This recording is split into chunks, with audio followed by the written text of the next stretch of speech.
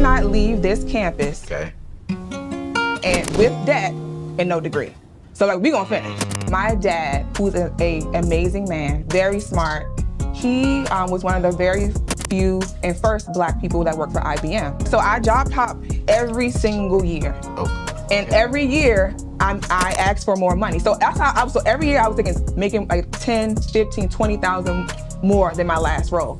You go from international relations to project coordinator to a whole master's in cybersecurity. Where did cybersecurity come from? And we go down to cybersecurity. About 9%. It's only 9%. How many of that, out of the 9% Black, are those women? Ooh, for cybersecurity, like a security analyst, this is the Bureau of Labor Statistics. The median is 120 salary. Median is the median.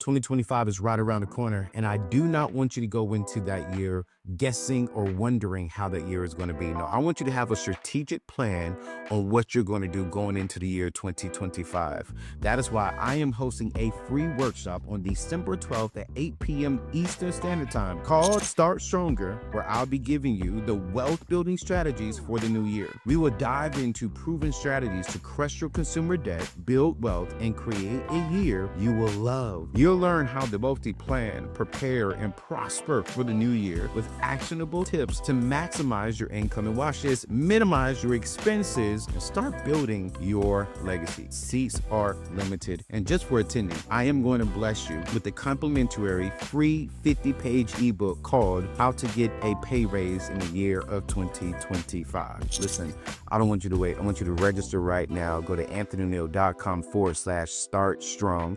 Again, that is anthonyoneal.com/start strong, because we're going into 2025 stronger, and we're going to end 2025 better than the way we ended 2024. Bring your boyfriend, bring your girlfriend, bring your husband, bring your wife, and check this out, parents, bring your kids to this free workshop. I'll see you soon.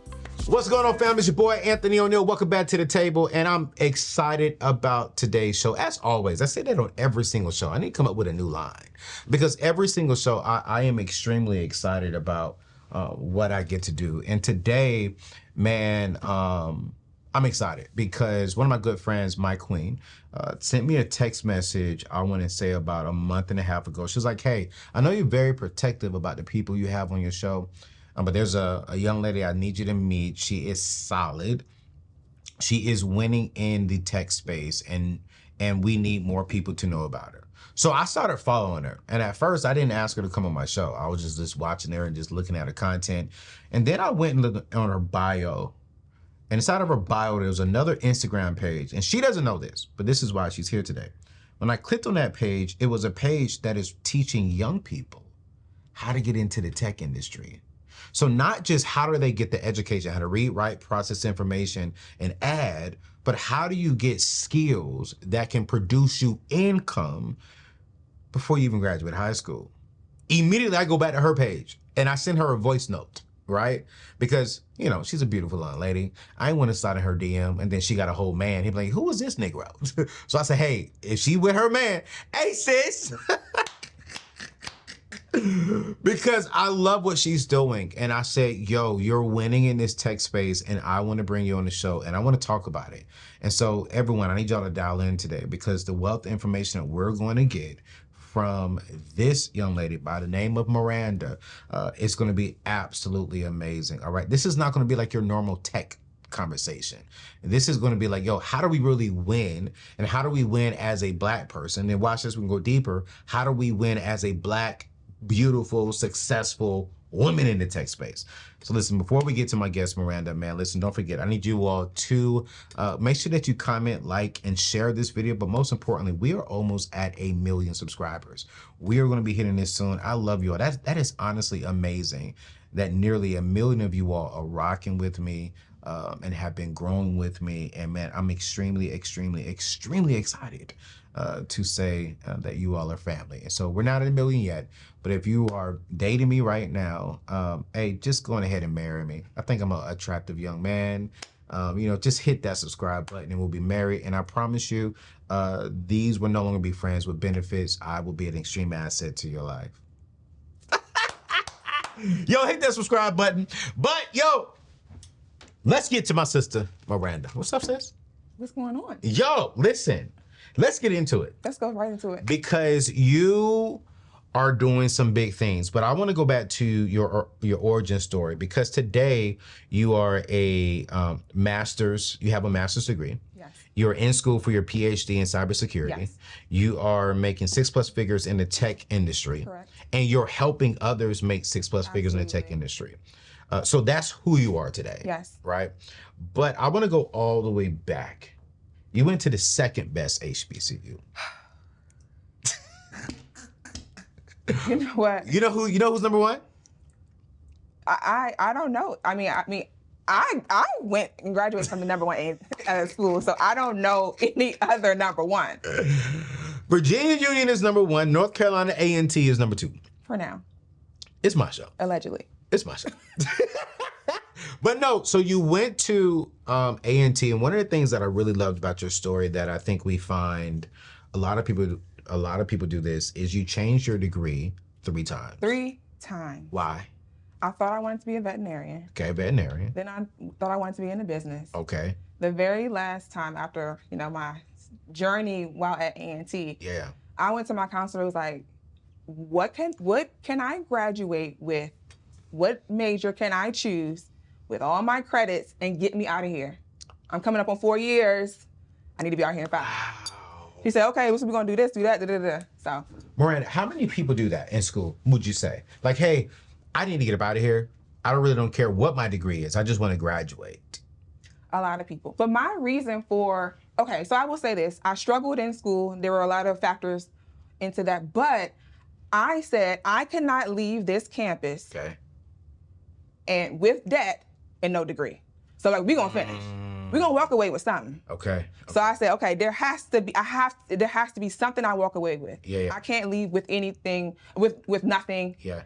Feeling defeated and with debt. Yeah. We gonna walk across that stage. So we walked across that stage. Yeah. After 5 years. And what was the degree again? I finally graduated with international relations. Okay.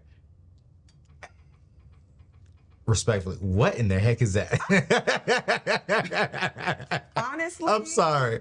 What is that? I mean, that's a great question. See? Yo, you got the whole degree. I said, God, please just give me something. He said, here you go. So, okay, no, I will say I took this class, econ, which I could not pass because I'm horrible in math. And there was this portion in the class where they talk about globalization. I said, okay, let me go ahead and, really get into global affairs, relations. I will say, no, listen. I will say. I'm gonna keep it real. What? Okay. It's your undergrad. Yes, I graduated. You graduated. And I went to live in Costa Rica for 6 months, and I learned Spanish for 8 hours a day because I had my international relations degree. I needed to sharpen that. Okay, when I finally, get into my first role, I can speak Spanish. Lord. So wait. You got your degree. And why did you go over there? What was the purpose of that? Because I had an international relations degree. So you went and worked over there for 6 months? No, I went to school for 8 hours a day and learned Spanish. After you had your degree? Yeah, my parents just paid for it out of pocket. So that it was either a car or this. And I'm like, okay, let me go to school again. Let me be good at something. Being serious, what is one thing you got out of that? My experience living abroad? Yeah. Well, what would you say is something that has impacted you today for that? Ooh, that's a great question. So this is where I really defined who I am when it comes to perseverance, being independent, and just solidifying me as a person. I was alone. I was by myself. There were no Black people. Wow. So now, remember, I'm transitioning from a HBCU. Yeah. So to what? At Costa Rica, what's that? All white. All white.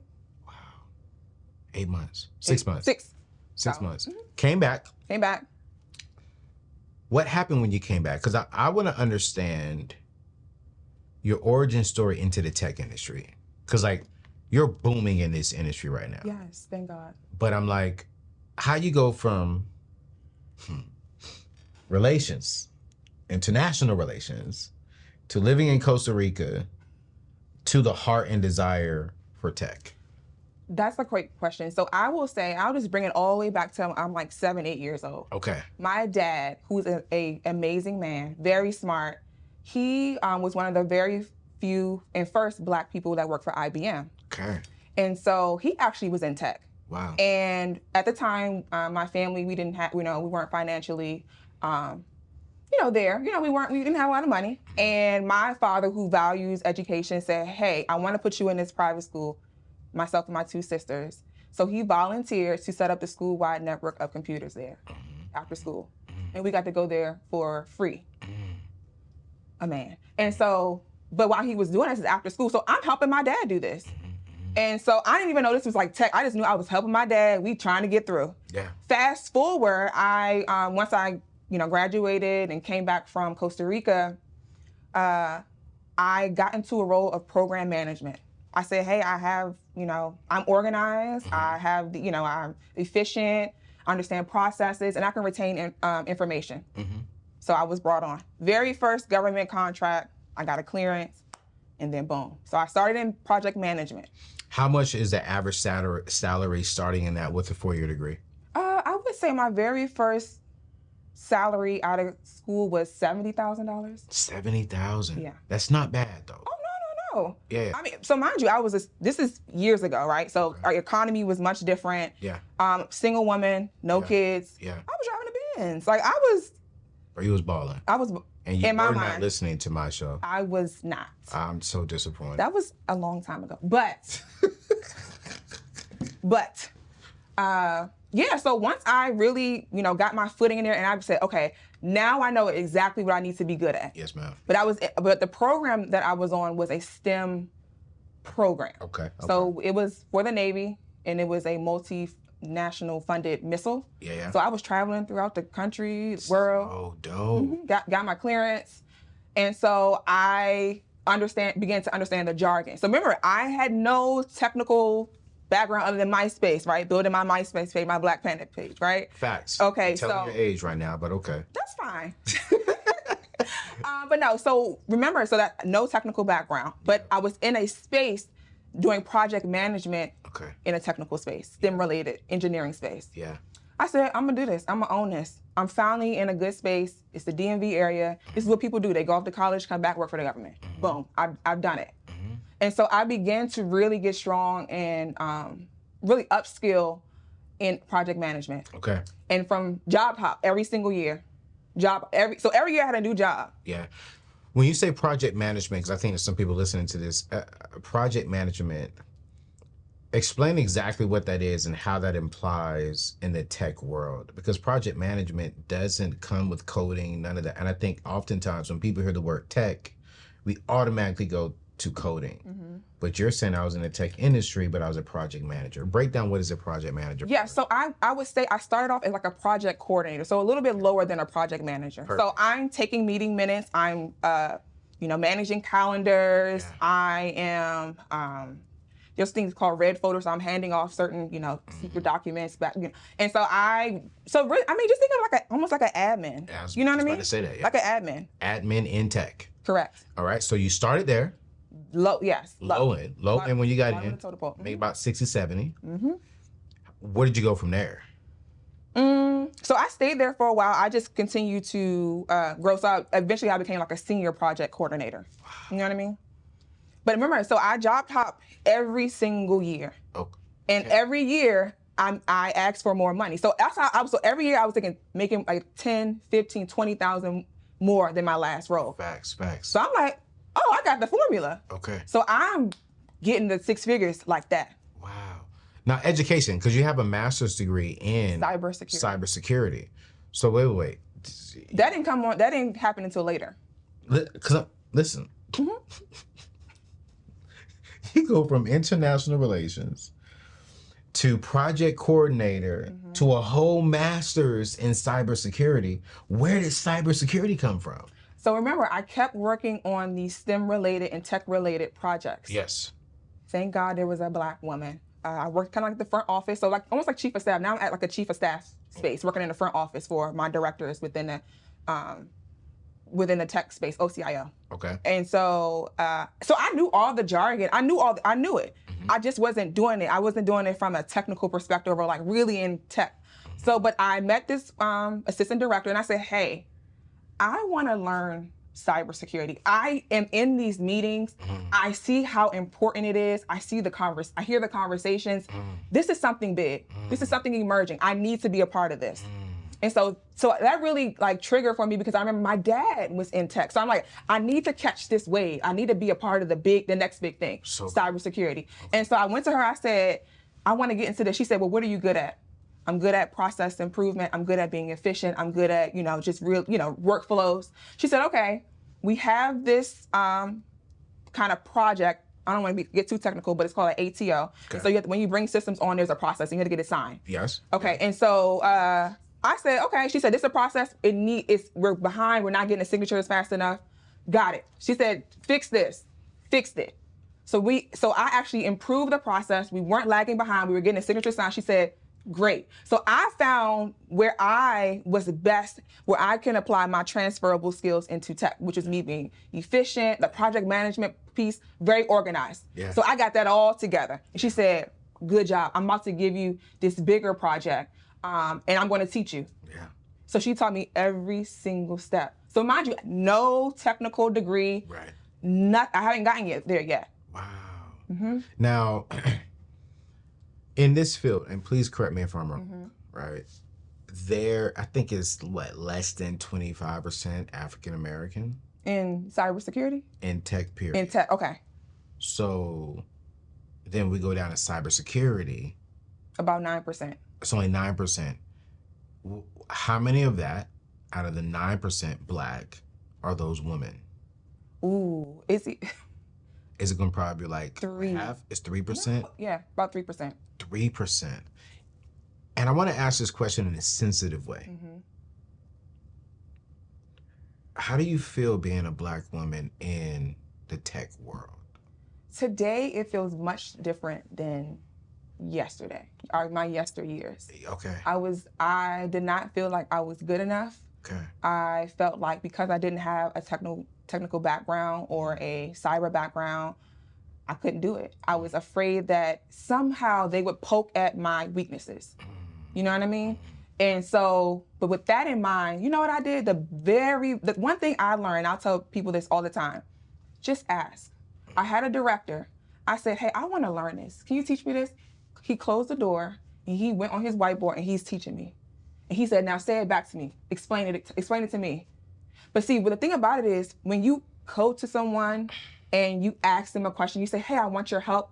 That kind of feeds on their ego. Oh, wow, they're coming to me. They think I'm the expert. I'm going to help them. To play their game. So I'm learning this. I'm learning on the job. He's like everything. Every little jargon, every little project. I'm like, teach me this. Wow. To the point he was like, he taught me something and he was like, now say it back to me, explain it. And I did. And he said, now go out of that, now leave my office and find the person that is over this and ask them what they said. If they don't explain it the way I explained it to you and you just explained it, they need to be fired. He had me sharp. I had to ask. Tech, you gonna be in this forever? Is this your career field? This is my career field, but I am going to transition into education. Yeah, and I want to talk about that. It's on my nose. Because you have MBS.Tech. Yes, my baby. And MBS.Tech, if I'm not mistaken, is specifically for younger people. Yeah, I wouldn't say younger people. I would say underserved communities, people that look like us. Break down what is MBS.Tech. MBS.Tech, we are on a mission, to raise $100 million in Black tech salaries. That's my goal. Impact over influence. Pause. So my goal is to get to touch and impact as many people possible to get them in this field to where I reach my goal of $100 million in Black tech salaries. Do you know how powerful that will be? Yes, that's why I'm pushing for it. I'm pushing for it because think about the trickle down effect. If there's $100 million, $100 million extra dollars, right? Right. That it is now entered into the space we're spending, our communities. What does that look like? I ask my students sometimes. I had a program at Ballou High School, which is like in Ward 8, one of the worst wards within DC. Yeah. And I had a program there. Make me want to cry. It was such a rewarding program. But the very first day, I asked them, and as I go through the salaries, I said, "What would you do with this kind of money? $100,000. I would buy a house.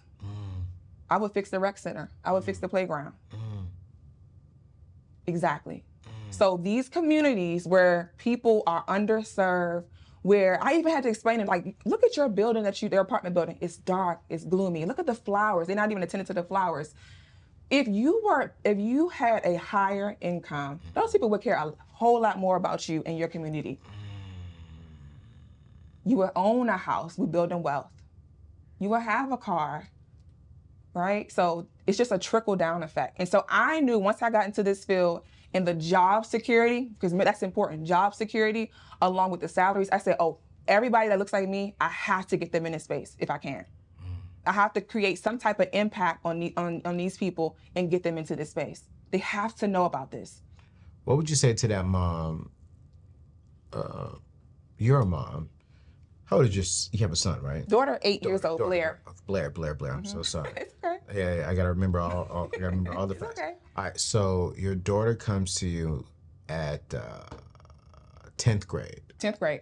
And she says, "Mom, I want to go to A&T like you." What is your first conversation that you're having with your daughter with all the information that you know now in the tech industry and what you're teaching, and then having now, by that you'll have your PhD. Yes. What is your conversation as Dr. Miranda going to look like? I would want to say great choice. Okay. And then great choice. But then I would move into why. What are you going to do? What are you going to do with that degree? Are you sure? Yeah. Are you sure? We're going to dive deep into the why. Yeah. I love it. Because my daughter right now, she says she wants to be a hairdresser. I said, okay. She wants to be a hairdresser? Yes, I said, well, you're going to be the best hairdresser. Okay. But if she was to come to me, because she's watching me though, she sees it. That's what I'm saying. She sees it, and so I kid you not, she says she wants to go to A&T. So. Because Mama went to A&T. Yeah, and I mean, look at Mom. Mom's doing great, doing just fine. She's a Black woman. Yeah, exactly. So, the why. Yeah. Why do you want to do this? And is that what you're teaching in MBS Tech programs when you're going into like the high schools and stuff? The whys? The whys. But I'm also teaching, most of the time, as I mentioned before, my demographic, like who I serve, like literally serve, is for people who most likely will never go to college or have the opportunity or the funds to go to college. Wait a minute. Let's park right there. The community you're talking about, I'm aware of it in DC. Do you know the numbers? And you probably don't, and I don't know the numbers neither. But do you know how many of them go off to secondary education? I don't. And so with you going in there, you're teaching them about tech. Specifically, I'm curious, what are you teaching them about tech after school? Are you teaching them going to a boot camp, a certification program, or does your company offer the certification to go get them a job? That's exactly it. My company, I went into the school and taught them, amongst other things, how to earn a certification. So I'm teaching the stuff to them. So, but we've had field trips. We've gone to Microsoft. So then remember, so now this is what I like to say is you're going to see yourself in cyber. You're going to go to Microsoft. You're going to see the people. You're going to see, look at this building. Yeah. Look at these people that look like you standing in front of you. You're going to see yourself. You're going to envision yourself. You're going to embody yourself. Yeah. You're going to talk to these people. And what are young people saying? Oh, they loved it. What are you seeing when you're teaching? Are their eyes glowing? Are they asking the questions? Like, are they excited? Because one thing I have learned, especially within our community, the Bible says that people perish for the lack of knowledge. And I think that a lot of these younger people are perishing because of the lack of knowledge. They're not going off and doing bigger and better things because of lack of exposure and the lack of knowledge that comes with it. So you're bringing them the exposure and the knowledge. Exactly. And one of the very first things they say is, "Oh, I didn't even know." Facts. I didn't even know. But then once I get them excited and we talk about what you gonna do with this type of money. We start at 80K, 70K. What you gonna do with that type of money? And they're talking about, what you gonna do with $100,000? Now they're excited. All right, this is what we're gonna do. You're gonna be my teacher from MBS.Tech. I am 12 years old in your program. I think parents need to see this because I think one thing that we need to do specifically with like a company like yours and for our young people is I told you this before the show, like I'm riding that line between a 4-year degree, which now with me being back in school to complete my MBA, I'm now understanding the importance of an education, specifically from a historically Black college and university, because I'm learning more about the culture and while also getting the degree. But then 2, I think there's a lot of young people who do not need to go off to a 4-year university. I agree. But they need to get some form of education. But when I think about the young people today, they're not as hungry as you and I were to get education. They're hungry for more money. And I think tech is one of the best careers you can get into to start making good money without paying $100,000 for the degree. I agree. So what would you say to a parent watching right now? They're looking at you and saying, Miranda, my son is that guy you're talking about. My daughter is that young lady you're talking about. I've always thought because I went to A&T, I always thought because I went to Duke that my kids should go to my college as well, or they need to go off to college to be successful. But with your experience, you being a mother, from a practical perspective, what would you tell the parents watching? Expose them on tech, and here's how you expose them on tech. Yes. So I like to think of it like this. I like to start with the basics. I say, pull out your phone. Let me see your phone. Or let's look in your phone. I'm pulling that right now. How many people have sent you a phishing or a fake DM to your Instagram? Let's just start this up with let's start with the relatable stuff. Tech, cybersecurity. Yeah. And what did you see? What did you notice about that made it seem like, oh, this is fake? They're going to explain it to me, or they're going to explain it to the parent. Exactly. We're going to build on that. So you can do, it's twofold though. You can pursue a 4-year degree because we know, nepotism exists. There's implicit bias or just straight out bias, right? And we have to be twice as good. But there are nuances, there are variables in that where you don't have to go to get a 4-year degree. You can get a certification. So you want to make sure that your child is getting hands-on experience and earning that through maybe apprenticeships, boot camps, internships. Build that along with obtaining certifications. I believe a 9th grader that expresses any type of technical interest, get them started then. For the next 4 years, get them exposed. There are plenty of free, Amazon hosts free like tech days, cyber days. There are all types of conferences, free conferences specifically for us, like, women. Get them exposed. Wow. Get them, because what's going to happen is they're going to see themselves. Oh, look at them. There's a lot. I just came back from Afrotech. Just a massive amount of people that look like me in tech. We all there. I said, oh my God, this feels like homecoming. It feels like being back on campus. I don't feel the same way how I felt when I first got in. Come on. When it was just me. It was just you. It was just me. And I really felt like, okay, I'm representing for my people. I'm in this space, white space, male dominant space, by myself. Yeah. Listen, I want to sponsor one of your class sessions and go into the community, and I want to sponsor a field trip of young people because I think that is very much so needed in the tech space. I've always said in today's day, well, I'll say 40 years ago, the gold, if you want to strike gold and really become wealthy, you had to strike oil. today in 2024 and beyond, if you want to be wealthy, you need to be in the tech and the content creation space. Honestly, for cybersecurity, like a security analyst, this is the Bureau of Labor Statistics. The median is 120 salary. Median is the median. Starting salary? Median is 120. What are we gonna do with that? What does that look like?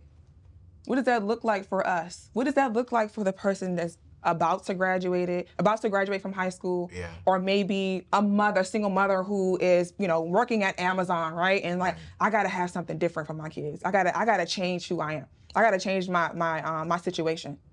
How is it hard to get in? Let's say she has no experience at all. She's right now working, she's a hairstylist. And she's saying, the hairstyle industry is cool, but I need more income. Or she could be working at, she could have a degree, honestly, right now, and she could be working at the mall. Yeah. And and let's be real, let's be transparent. She or he would probably say, I'm not that smart when it comes to the education side of things. I'm street smart. I mean, I'm not dumb, but like it's like, is it still easy for that person to get into tech? Let me say this. I am a true testament of somebody saying, I'm not smart enough. I'm not good enough. I struggled so bad in high school and in undergrad. I have D's and F's all over my transcript. Wow. But you I'm got a whole that person master's. Earning a PhD. I am a testament of that. I kid you not. I really was like, I thought to myself, school is not for me. This is not for me. I love it. So what's the hardest part though, to get into the tech industry without the education? The gap in experience. You have to fill that gap because anybody could pass the test. Yeah. And get a certification. Yeah.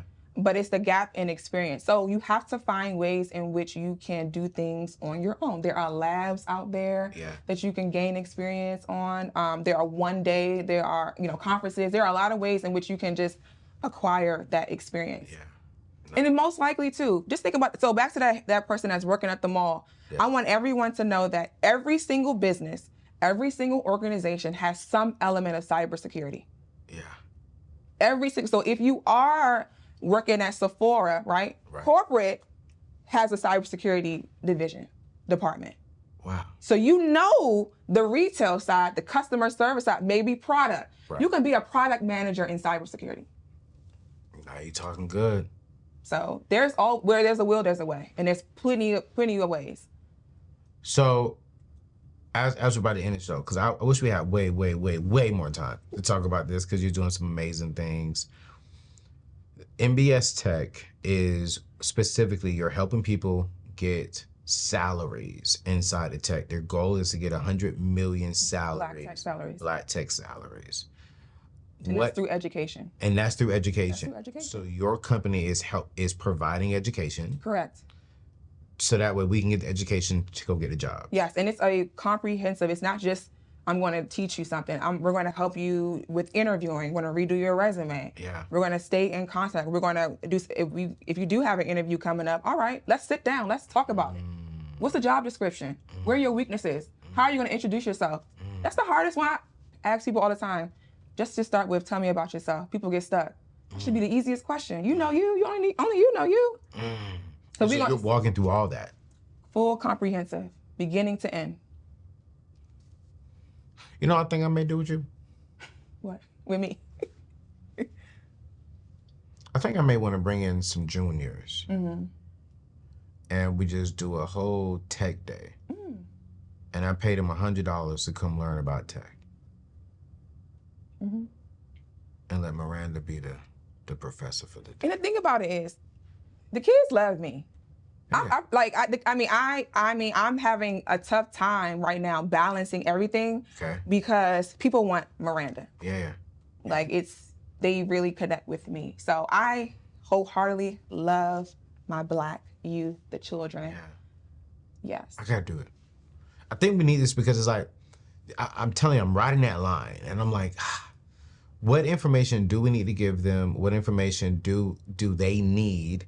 How do we expose our young people? How do we give them the experience before they graduate high school? But the problem that I see is that parents will paint this narrative in their head that you have to go to a 4-year university to be successful. And that is a lie. You don't have to go there to be successful.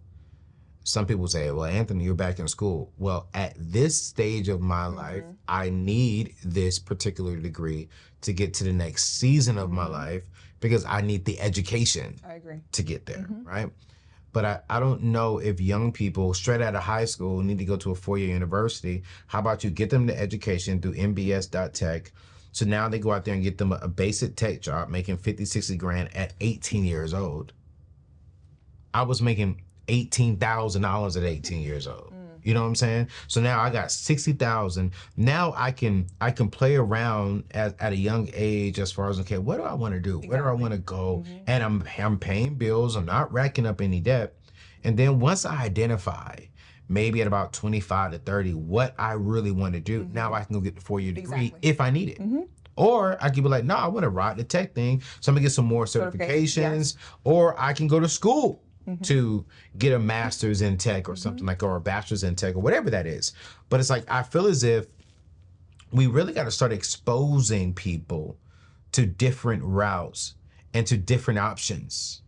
And that's what I appreciate about what you're doing, is because you're exposing people to things that they are not exposed to. Exactly. One thing I love about you, you remind me of one of my homegirls. She has a,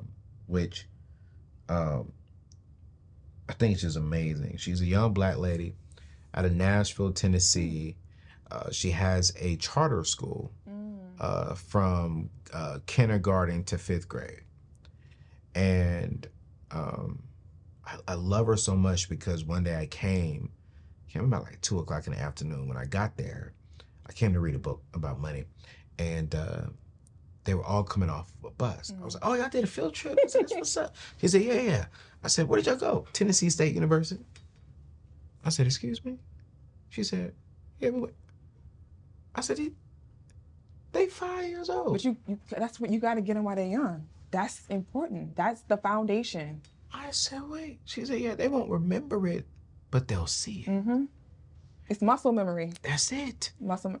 And I love what you're doing because I think that you're activating, you're exposing them, which now they'll go home and ask questions or come back to you and ask more questions. Because it's like, wait. Miss Miranda showed me this, Mom, and they're like, I could make $100,000 doing this. Mom, how much do you make? You probably done started arguments at home. Well. Like she said, you can do what? Hold up. Because it's like, if they're saying, well, she told me I can make $100,000, but how much do you make? Now Mom and Dad is like, wait, how much do I make? And can I do this? You know, and it's like now, I think every parent wants their children to be better than them. Exactly.